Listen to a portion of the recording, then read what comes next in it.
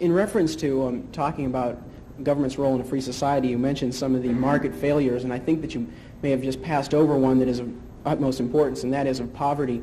And in prefacing my question, I'd like to refer to what President Kennedy said, that if a free society cannot help the many who are poor, it cannot save the few who are rich. And to say that, well, we are a government of the people, and when there is a large sector of the people who are hurting, perhaps it is the responsibility of this government of the people to help out. Well, my question is regarding how free are the poor, how free are the unemployed, and how free are those people who are disadvantaged? Right. And so in reference to that, what is government's role? Sure. First of all,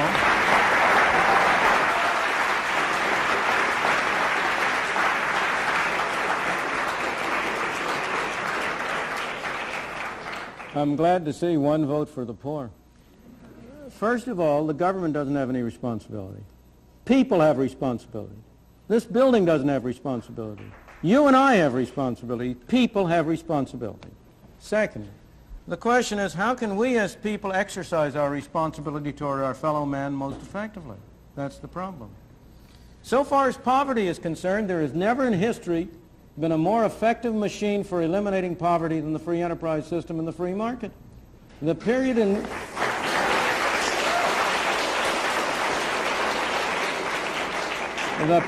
which you had the greatest improvement in the lot of the ordinary man was the period of the 19th and early 20th century. Those of us in this room are the heirs of that. We benefited from the way in which our parents and our grandparents were able to come here. And by virtue of the freedom that was offered to them, were able to make a better life for themselves and them and us. But next, if you look at the real problems of poverty and denial of freedom to people in this country, almost every single one of them is a result of government action and would be eliminated if you eliminated the bad government failures. Let me be precise and specific. Why do we have so high an unemployment rate among black teenagers? It's a disgrace and a scandal. Why do we have so high an unemployment rate? First of all, because we give them lousy schooling through governmental schools, which make them unqualified to hold decent jobs. And second of all, we require employers to discriminate against them by not hiring them unless their productivity is enough to justify a minimum wage. The minimum wage rate is the most anti-Negro law in the books. And it's an anti-Negro law because it precisely, having first not enabled the young blacks to have a decent schooling so that they can have productivity, we next deny them the on-the-job training that they might get if you could induce employers by being able to hire them for relatively low wages to give them on-the-job training that would make them qualify for higher payment and higher productivity. In the third place, we have constructed a governmental welfare scheme which has been a machine for producing poor people. We have induced people to come under control of welfare. I'm not blaming the people, don't misunderstand me. It's our fault for constructing so perverse and so ill-shaped a monster as the whole set of welfare programs we have under which we encourage people, families to break up. We encourage people to move from one part of the country and come to another, under which we have, in effect, made many people poor.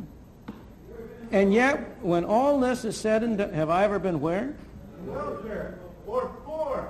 I have, sir. Of course, more so than most of the people in this room.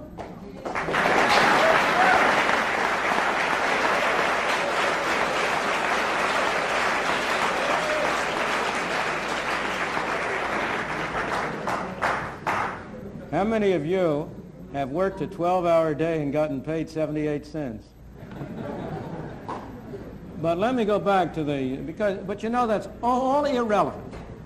Is there one of you who is going to say that you don't want a doctor to treat you for cancer unless he himself has had cancer?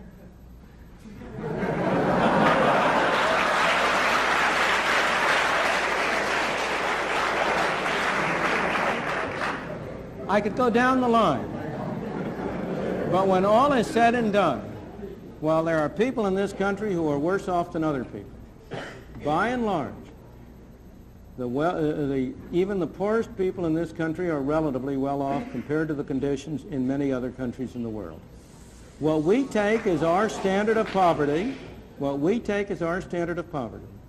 is above the average income of all of the people in the Soviet Union, let alone of the people in India or China or in other countries. Now, that doesn't mean we should be satisfied with it.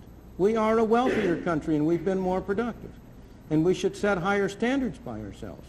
But by the same token, we ought to have a sense of proportion. And we ought to recognize both the source and the problem.